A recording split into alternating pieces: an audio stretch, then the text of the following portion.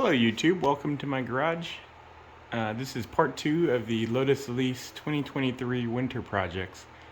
So what I'm going to focus on for the next project is changing out the existing factory oil sandwich plate with a new Mishimoto sandwich plate. It's a thermostatic sandwich plate, so let's talk about what I have right here right now. So right here I do run a pressure and temperature gauge to make sure I have proper temperature before I start giving the car any revs. So I run that right now into these two ports. So I have a sandwich plate adapter connected to the factory thermostatic. I do have the recall done. Checked with my VIN with Lotus, and when I got the car, and also noticed that these are recall done. So what I have here is kind of the pretty common setup. This is the thermostatic oil sandwich plate. I do have the 185-degree temperature one. I did get this one used, pretty good deal, so I do have some marks on here. I did go ahead and put this in hot water and check to see that these do work, and they do seem to work. So if you buy this by itself, you're gonna have to purchase the adapter. So this is a M20 by, I'm not sure what size, but it is a BSP. So I got these, I think a lot of people get these from a user on Lotus Talk. So I got that ready. And what I also got to help my future oil drains is a Fumoto drain. You replace the drain plug with this. I run this on a lot of my cars. The newer ones have this clip to make sure this doesn't get hit and open inadvertently. Also with the Lotus, it kind of goes under the rear panel anyway, so I think that's less of an issue. So that's what I'm going to be working on. Let's work on removing, well, to do this you have to commit to an oil change. Alright, I got the oil draining.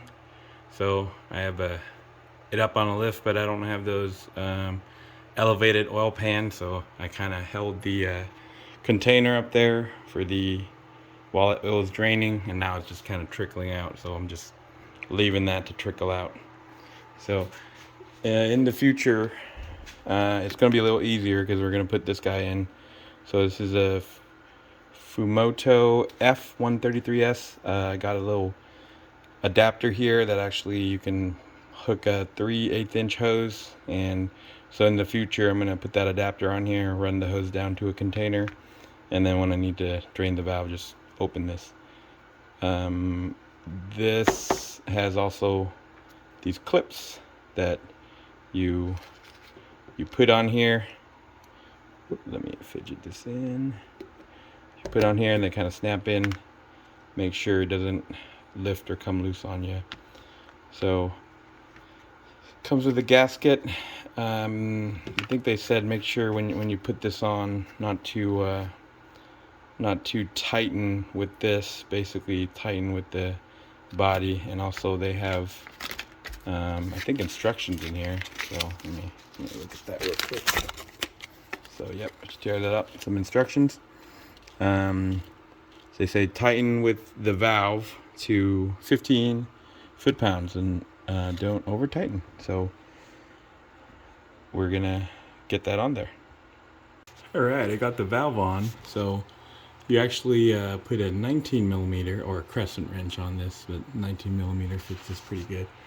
I was able to get it turned sideways, and so if I ever need to drain the oil, just pop that off, and I would put the adapter on here, get the hose down. Basically you have to lift this up, and you can still see I got a little dripping out there still. Kind of dripping out there, so yep. Go ahead and close that off and continue to my next thing, which is dropping the oil filter and removing the all this hoses and sandwich plates and various fittings off of there.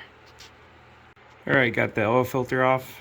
Still need to figure out a way to do that not so messy. So right now I just kind of hold a bucket under it while I remove the oil filter, and a little quite a bit comes out. So gonna remove that nut that's holding the sandwich plate to the factory oil sandwich plate that's also thermostatic. What I did do when I installed this, there is like an upgraded nut or adapter. Monkey Wrench Racing sells it as an upgrade to the original one.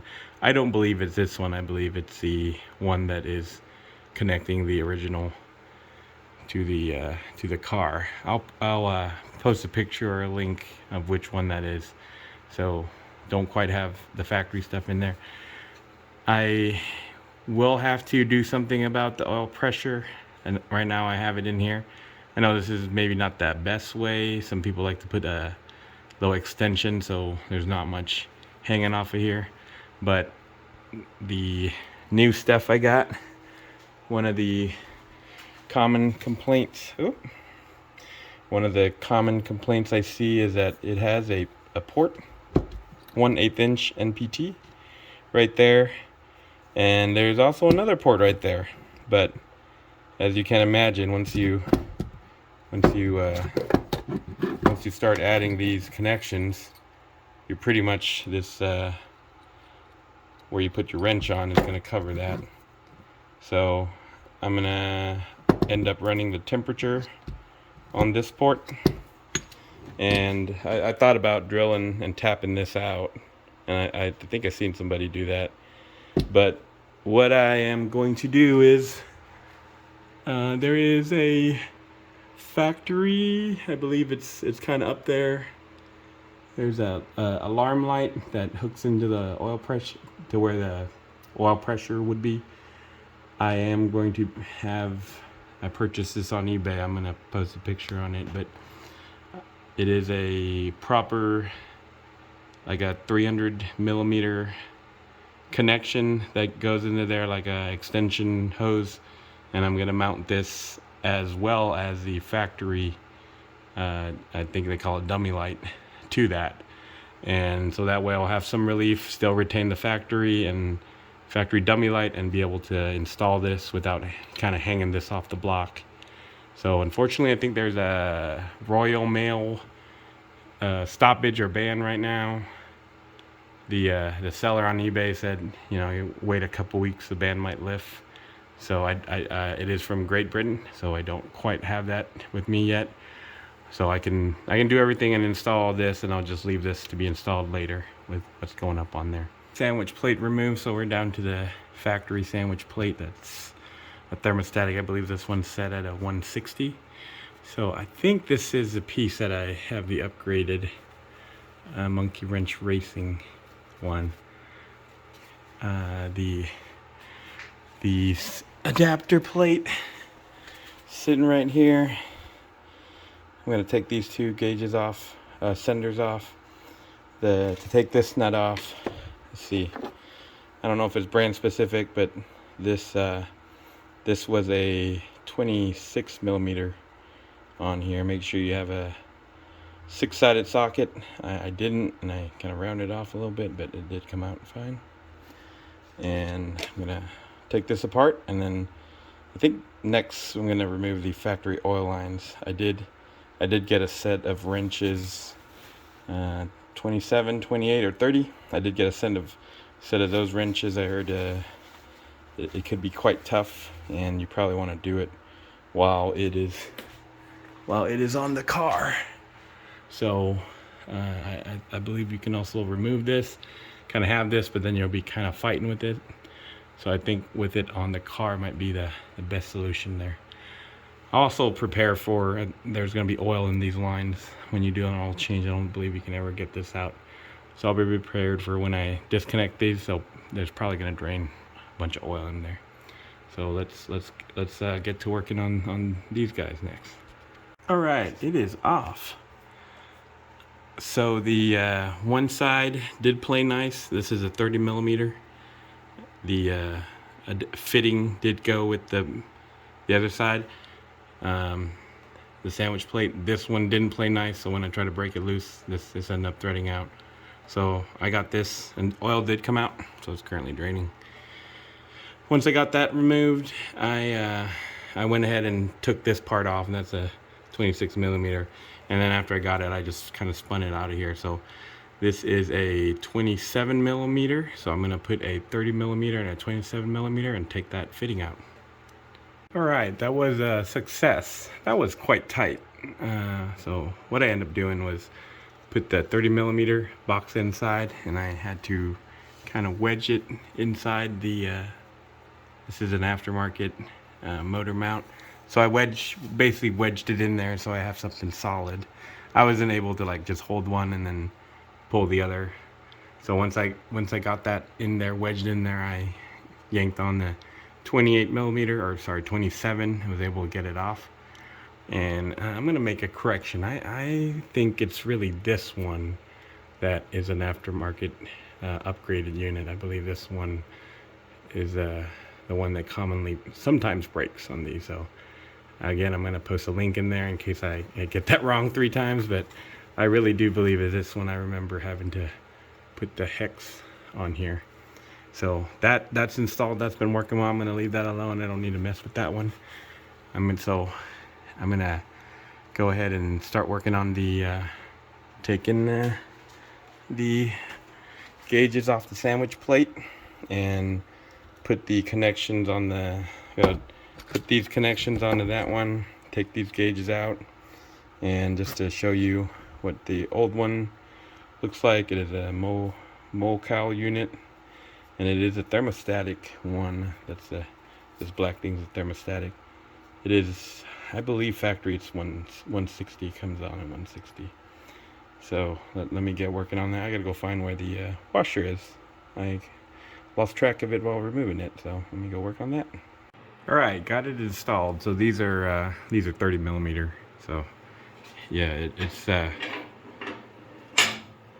be nice to get these giant 30 millimeter wrenches. So got that set up. Of course, waiting for parts. We're not gonna really tighten this down or leave a hole there. So it's probably as good as I can do that for a couple weeks. I might do that on part 3 when I get the parts in. So next thing I'm gonna tackle is just around the corner here. So gonna change the transmission fluid. So the transmission fluid, the drain is right here, and the fill port is up there. Of course, you always take the fill port out first in case you end up stripping something, and then it's better to do that before you drain it, so you'll still have if you round this off, then you'll just still have transmission fluid in there. So I'm gonna do that first and start draining that. All right, all the bolts came out great. So the fill bolt is a 17 millimeter, and this bolt's a 24, the drain bolt. So I'm gonna go ahead and start draining that. I'm gonna hold this container under it, and let's see what we got.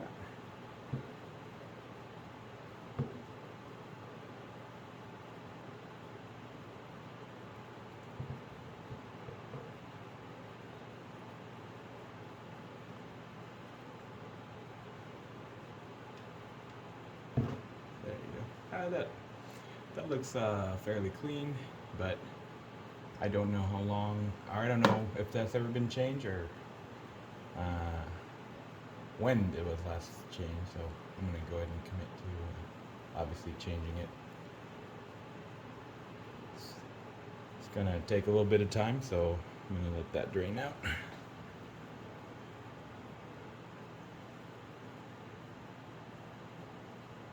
And I should have figured this out, but if you take the fill bolt out, it drains a whole lot faster. It vents through. So again, as you can see, this is pretty clean, but while I'm at it, so at least I know when it's changed last, I'm gonna do the change. Alright, well that is draining. This car takes about, I believe, 2.5 quarts of this 75W90. I'm using Amsoil. I really like these bags. You kind of put it in the fill hole and then you squeeze the bags. So a lot better than pumping that I used to do. While this is going on, wanted to discuss kind of what I found out from reading online about these thermostatic oil sandwich plates. So before reading all that, I assumed all these kind of work the same, but as I found out, these actually work quite different. This is a factory one. So the aftermarket ones, the thermostat opens when you reach a certain temperature to send oil, hot oil through the coolers and then come back. Before that opens, it's actually just bypassed, so no oil is flowing through. So these factory ones actually, the flow through the cooler is always going, and the thermostat simply closes the bypass when it gets hot. So essentially forcing more through the cooler. But during startup and all that, there's always a little bit going through to the cooler. So I think the thermostat style is also different. Inline here, the other ones are kind of inline, perpendicular to the oil lines. So the change is not only to the set temperature, which the one I have is 185. They also make a 200-degree one, but I'm doing the 185 on the Mishimoto. But also the way these operate as well. So wanted to do some good reading on Lotus Talk. They talk about the different operation on that one a little bit, and I'm gonna get back to changing the transmission fluid.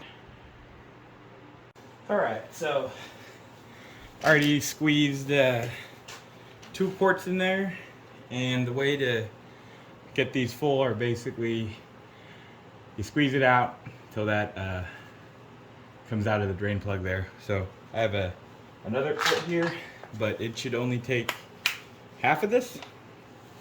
So I'm gonna overdo it, squeeze a bunch in there. I already got my wall pan here, so, and that way I'm gonna let it run out, and then after that I'm gonna, till it's settled, I'm gonna go ahead and plug that up. So these are pretty convenient. I just line up the hole like that in there, and then start squeezing. There's a little bit that comes out right where that is. So, but I'm kind of sealing it with my other hand. So you basically just squeeze the bag, and I'm gonna overdo it here. So I'm gonna get most of that. Yep. So made a little mess here, but I'm gonna clean that up. And this stuff smells pretty bad, so I'm gonna clean that up really good.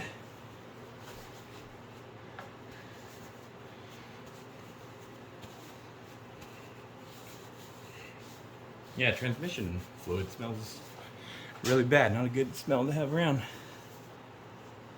But hope you guys can see it. It's right there. I know that's so.